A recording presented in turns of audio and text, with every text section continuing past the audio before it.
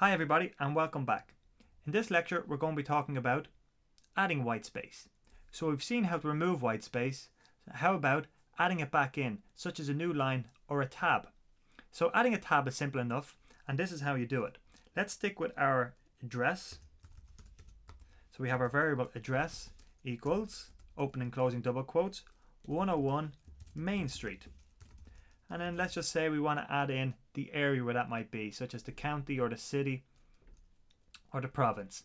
And let's just say if you're in Dublin like I am, \t adds in a tab. So we have \t Dublin. And let's just print our address and run that.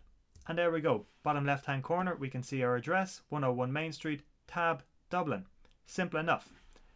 Let's look at doing that with a new line. So again, address equals, open and closing double quote, 102 Main Street. And instead of adding in a tab, we want to add in a new line, Dublin. And let's just print our address again. Print, open and closing double brackets, our address, and let's run that. And there we go, 102 Main Street, Dublin. Perfect. So that's a very quick explanation as to how you add in a tab or a new line into your strings and your programs. Thank you, and I'll see you in the next lecture.